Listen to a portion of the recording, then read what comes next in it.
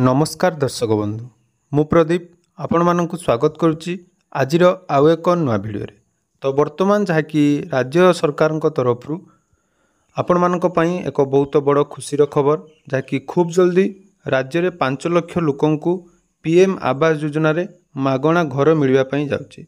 तो केंद्र सरकार जो तृतीयतम बीजेपी सरकार गठन कलापर माननीय प्रधानमंत्री श्री नरेंद्र मोदी जो घोषणा करते आपणकर 3 कोटी परिवार को मागणारे आवास गृह जोगाई देवाई तो ता मध्य ओडिशा को वर्तमान जहाँकि अपडेट अनुसार 5 लाख परिवार को पीएम आवास योजना रे नुआ घर मिलवाई जाउची। तो आसंतु कौन रही अपडेट एवं कौ मानक ये घर मिलिबो एथिपाई केबे ऑनलाइन आवेदन हबो से विषय में संपूर्ण डिटेल्स आजिर ये वीडियो रे जानि नबा। ता पूर्वरु जदि चैनल को प्रथम थर विजिट करचंती वीडियो को लाइक करेंगे, चैनल को सब्सक्राइब कर नथिले एबे ही सब्सक्राइब करी पाखरे थिबा बेल आइकन को क्लिक करी ऑल ले सेट कर देबे। तो आपण माने जानिचंती जहाँकि बहुत दिन धरी राज्य रे पीएम आवास योजना को नहीं बहुत सारा जहाँकि द्वंद्व सृष्टि होता है। अर्थात आपण माने जानिथिबे आपण मानकर पीएम आवास योजना को नहीं पूर्वतन सरकार एवं केंद्र सरकार जो तू में कली को नहीं विभिन्न प्रकार समस्या उपजी थिला जो थिरे राज्यवासी पीएम आवास योजना रे सठिक भाव में गृह पाई पार नथिले। किंतु वर्तमान जेतु नुआ अपडेट अनुसार सरकार घोषणा करिसंती खूब जल्दी 5 लाख लोकों को जहाँकि मागणा रे पीएम आवास योजना रो गृह जोगाई दिया जिवो। तो जदि आमे कथा हबा तो एठारे देखि पारथुवे अपडेट अनुसार राज्य रे 5 लाख को मिलिबो मागणा घर। तो पीएम आवास योजना रे 5 लाख मागणा घर तैयारी करिवे सरकार। तो जानतु को मानकु मिलिबो तो राज्य रे प्रधानमंत्री आवास योजना रो समय समय जहाँकि नुआ नुआ अपडेट आसीथाय। वर्तमान आउ एक नुआ अपडेट आसीची जहाँ राज्यवासी को खुशी करई देबो। तो प्रधानमंत्री आवास योजना रे एबे राज्य रे 5 लाख नुआ घर निर्माण करिवार योजना करिसेंती सरकार। तेणु राज्य रे बीजेपी सरकार गठन पर दिल्ली रे गुरुत्वपूर्ण जो प्राक बजेट परामर्श बैठक रे ओडिशा सरकार केंद्र पाखरे अनेक प्रकार दाबी रखिचंती।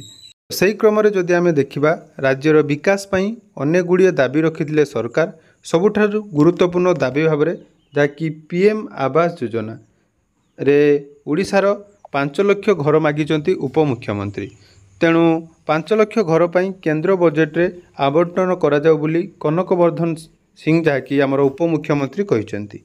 तेणु ओडिशा रे नूतन सहरर विकास पई मध्य से केंद्रर सहायता लोड़ीचंती। तो केंद्र अर्थमंत्री निर्मला सीतारामन को अध्यक्षतार यही प्राक बजेट परामर्श बैठक बसीथिला। केंद्र सरकार अनुमोदन कले जहाँकि राज्य में 5 लाख हिताधिकारी को मागणारे घर जोगाई दिया जिवो बोली सूचना आसीची। तो पीएम आवास योजना रे आपण माने जानिथिबे पूर्वरु जो सिलेक्शन प्रोसेस थिला सेथिरे विभिन्न समय विभिन्न जगार नाना प्रकार करप्शन देखा मिलता। जेहेतु सरकार वर्तमान बदली जाइए तेणु आम मैंने आशा रखा जहाँकि समस्त योग्य हिताधिकारी को पीएम आवास योजना रे घर मिल। तो यह केमिति मिलिबो पूर्वरु जो लिस्ट थिला मन रखिबे पूर्वरु जो पल्ली सभा हो बा पंचायत तरफ बा जनशुणानी पोर्टाल जो मैंने आवेदन करथिले सेमानकर जेहेतु ऑलरेडी लिस्ट गुटे बाहर अच्छी तेणु ताकू प्रथम क्षेत्र में जहाँकि प्रथम पर्यायर भेरिफिकेशन करा जिवो। तेणु भेरिफिकेशन सरला परे जो माने एलिजिबल अटंती सेमानंकु जहाँकि प्रथमे घर प्रदान करा जिवो। तापरे पुणी थरे आपण मानकर जो नूतन लिस्ट सर्वे परे आसीबो।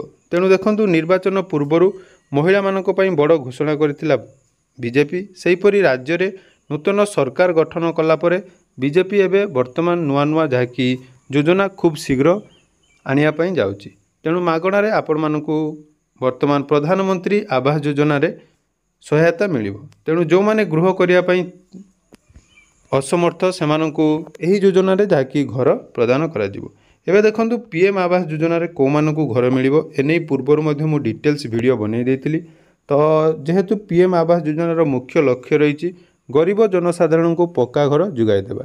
तेणु चाଳ छपड़ रे रहउथबा समस्त परिवार को पक्का घर सरकार जोगाई देवे। तेणु या नहीं किसी गाइडलाइन अच्छी जदि आप तार डिटेल्स वीडियो पर्यंत देखी ना मु डिस्क्रिप्शन में तार लिंक देदेवी।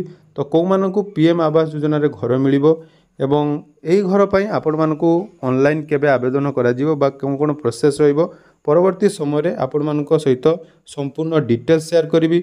नूतन लिस्ट केबे आसीबो तेणु आपण माने जदि चैनल को सब्सक्राइब करना चैनल को सब्सक्राइब कर रखु जहाद्वारा परवर्ती समय जितेबले भी किसी गुरुत्वपूर्ण अपडेट आसीबो आपण मानक सहित निहाती शेयर करी। आशा करुच्ची ये भिडियोटी आपण मानक निहाती भल लगी। तो वीडियो जदि भल लगी ताले निश्चय आपण माने निजर सुचिंतित मतामत कमेंट सेक्शन ले जणैबे एवं आगकू जहाँकि पीएम आवास योजना रे जेकोसी अपडेट देखिया पई चैनल को निहाती सब्सक्राइब कर रखिबे। धन्यवाद।